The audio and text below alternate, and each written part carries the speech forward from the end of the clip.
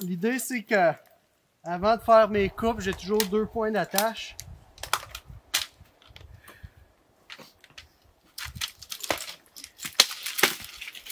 Grimper reste de loin l'activité la plus plaisante pour moi, là.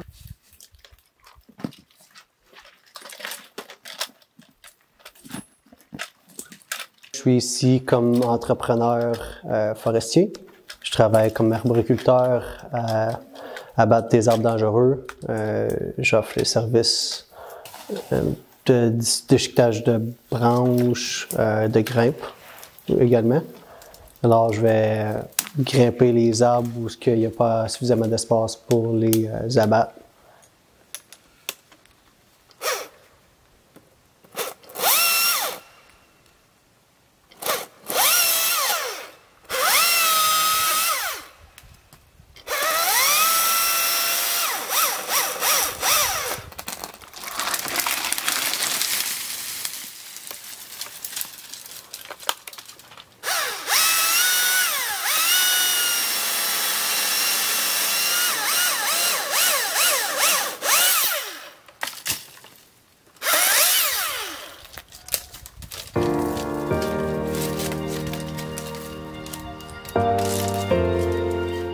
Je vais vendre aussi du bois de chauffage et puis autres services de contrôle de végétation sont autour du réseau électrique ou d'autres types d'infrastructures du genre.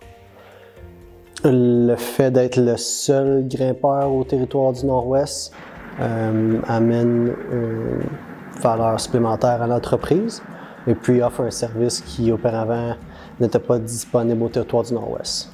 Alors la population des environs devait attendre des contracteurs provenant de l'Alberta ou du BC pour pouvoir exécuter leurs travaux ou bien payer des montants faramineux pour avoir des équipements pour amener les gens à travailler en hauteur.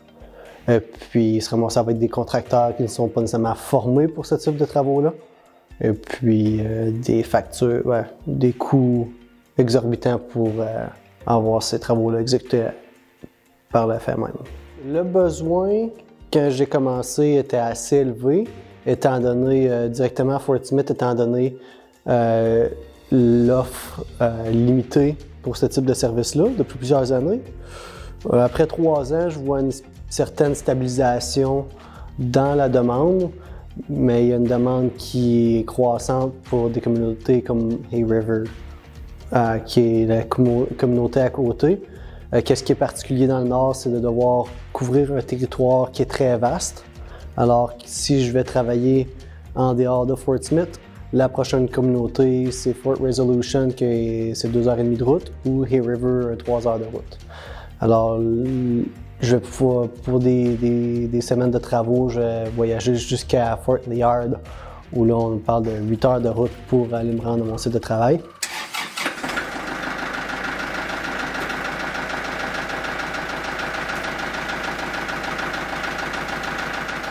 Une des particularités à exercer des métiers spécialisés dans le Nord, c'est que l'équipement spécialisé qui vient avec les corps de métier se trouve à être peu commun. Alors, on se ramasse à devoir être également une journée mécanicien, une journée émondeur, une autre journée où on va avoir à faire des travaux de charpenterie, menuiserie. Tout ça pour être capable de garder l'équipement en bonne forme et de pouvoir compléter ses travaux en temps. Au courant de la saison estivale, on va m'engager pour retirer des arbres qui sont soit trop près des maisons ou pour des projets de développement résidentiel. Et puis ces arbres-là, je vais les transporter, puis les entreposer pendant un certain temps, jusqu'à temps que je vais pouvoir les transformer pour vendre en bois de chauffage. Puis ça, c'est une partie de ce que j'ai pu récolter la saison dernière, là.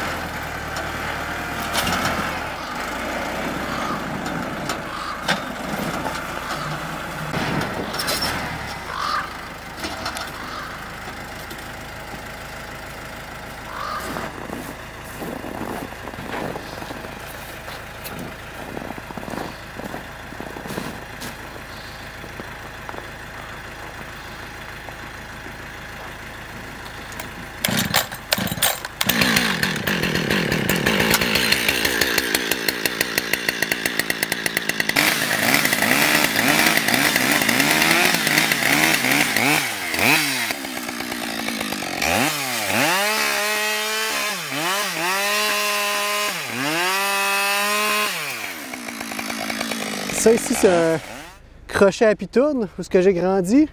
Un héritage de ce qui a été l'industrie forestière au Québec et puis en Ontario.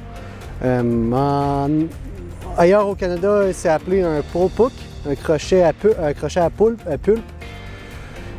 Puis c'est ce qui m'a resté, si on veut, d'avoir appris une partie de mon métier au Québec. Puis d'avoir vu mon grand-père utiliser ça de mon plus jeune âge.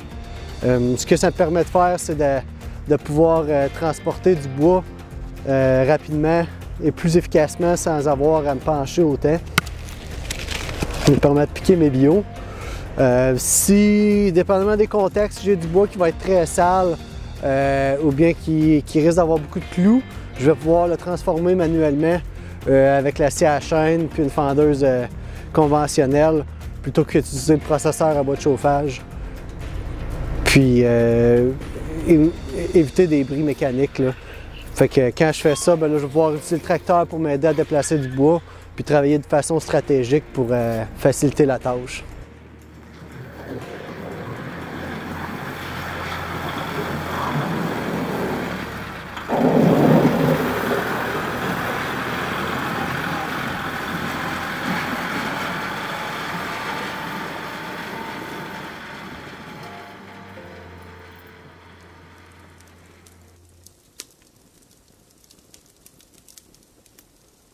À ce moment-ci de l'année, je profite de la couverture de neige pour faire brûler les débris végétaux que je ne peux pas passer dans le broyeur au courant de l'été.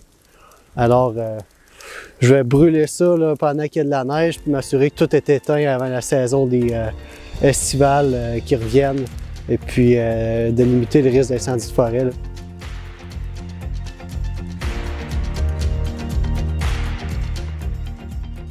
Je vais aussi faire du terrassement à certains moments et puis faire ce qui est appelé du Fire Smart pour réduire les risques d'incendie de forêt.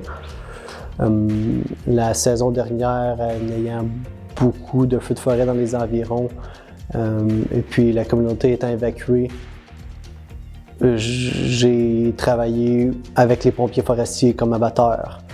En plus d'abattre des arbres dangereux, j'avais une machine qui permettait de transporter l'eau près des pompiers. Ça m'a permis de rester occupé plutôt que de devoir évacuer et d'attendre 2 mois sans revenu aussi, là. Présentement, je suis apprenti émondeur réseau, Utility Tree Trimmer. C'est la certification pour travailler à proximité du réseau électrique. En Alberta, Saskatchewan, Manitoba également, et puis au territoire du Nord-Ouest, dans le but de pouvoir offrir le service au territoire du Nord-Ouest plutôt que de devoir recourir à des contracteurs qui vont venir de l'Alberta ou de la Colombie-Britannique pour exécuter ces travaux. Les communautés ne sont pas assez grosses pour pouvoir être à 100% à temps plein émondeur.